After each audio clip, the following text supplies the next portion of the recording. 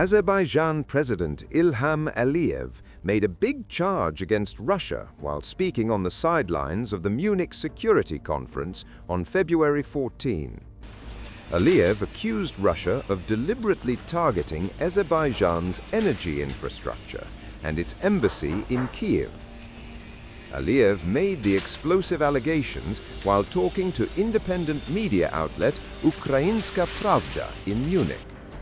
He said that 3 attacks took place on its infrastructure in Ukraine. He added that at first he assumed that it was accidental, but 2 more attacks followed.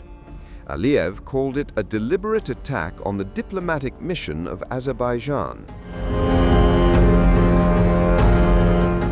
Russia's reported strikes on Azerbaijan's infrastructure and diplomatic mission took place during its all-out assault on Ukrainian energy infrastructure in fall 2025. In August 2025, Azerbaijan's embassy in Kyiv suffered damage due to a Russian strike. That same month, a Russian drone attack also damaged a diesel pipeline and injured 4 workers at an Azerbaijan state oil company, SOCAR, depot in Odessa Oblast. Another attack that summer targeted a gas distribution station near Orlivka, part of the Trans-Balkan pipeline that began carrying Azerbaijani gas to Ukraine in July. Azerbaijan's honorary consulate in Kyiv also suffered damage in March 2022, shortly after Russia launched its full-scale invasion. In November 2025, Azerbaijan's foreign ministry summoned the Russian ambassador to voice a strong protest after the Azerbaijani embassy in Kyiv was damaged by an Iskander-type missile in a Russian aerial attack. Azerbaijan has maintained a neutral stance in the Russia-Ukraine war, balancing its long-standing partnership with Moscow while offering humanitarian and energy assistance to Kyiv.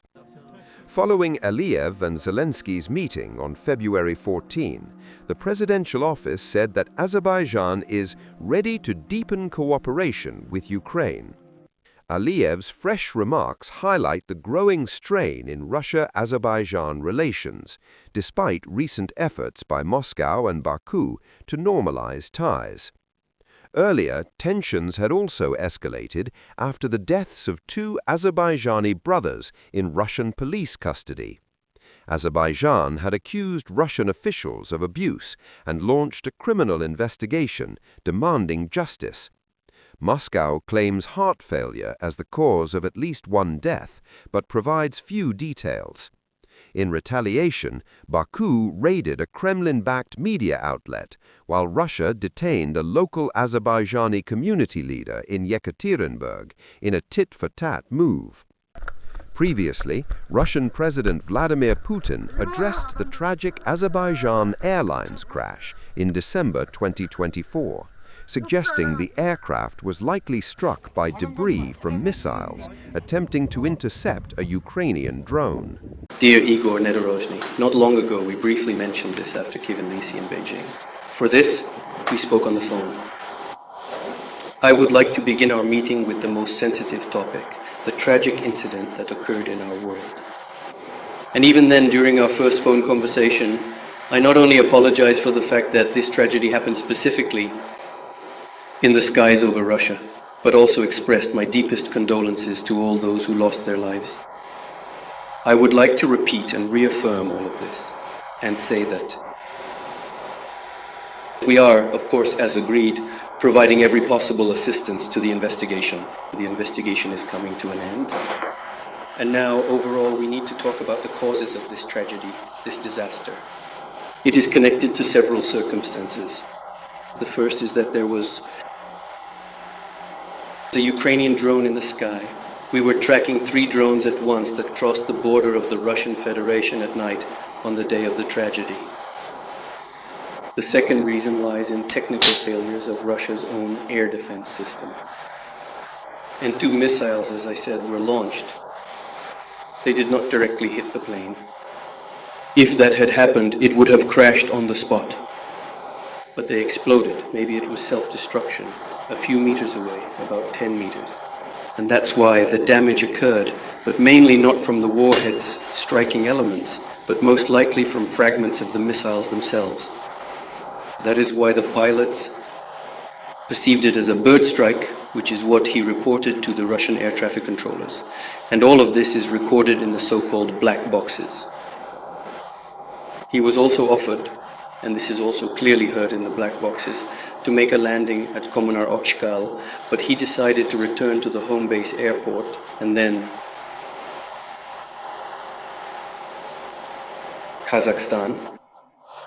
Nevertheless, the fact remains.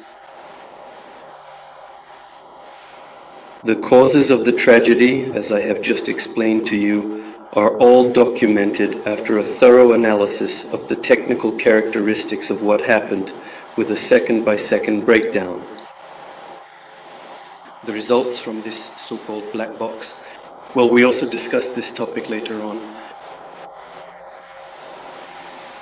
Of course, everything required in such cases, in such tragic situations, will be done by the Russian side regarding compensation, and a legal assessment will be given for all officials involved. The actions of all officials. Of course, here, words, expressions related to this deeply saddening tragedy, aimed at providing much-needed moral support to the families, cannot solve the immediate pressing problem in such cases. They absolutely cannot bring back the precious lives of those individuals who died as a result of the terrible tragedy. But despite this harsh reality, our task, I repeat once again, as we agreed from the very beginning, is to give an objective assessment of everything that happened, to identify the true causes. But this requires a certain amount of time. In order to finally put an end to this, it will probably take some more time.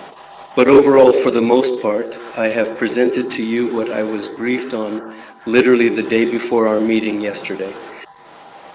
The day before yesterday, and even again last night, I called Moscow and asked if there were any additional details. Practically everything I know, I have told you. This is the first part. The second, I would like to note that despite this, our mutual interests in many areas coincide and are very close. And first and foremost, of course, this concerns trade and economic matters. The central point that has been consistently highlighted in all the speeches delivered today is the presence of a tremendous mess. This situation is concerning.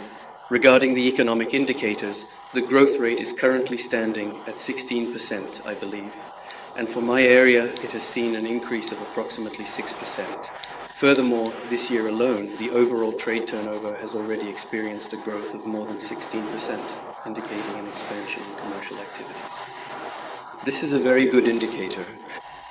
Thanks to your attention to this topic, our humanitarian ties have always remained at a high level. We will talk more about this now. We are grateful to you for this, and of course, on our part, we will do everything to ensure that this dynamic continues. And of course, the situation in the region, the situation in general on international platforms. Our foreign ministries have always worked very closely with each other. I hope that this cooperation will not only be restored, but will continue in the spirit of our relations, in the spirit of our alliance. We never forget this, we remember. Thank you. In the agreement that was signed not so long ago, we, for our part, will do everything to implement all its main provisions. Thank you.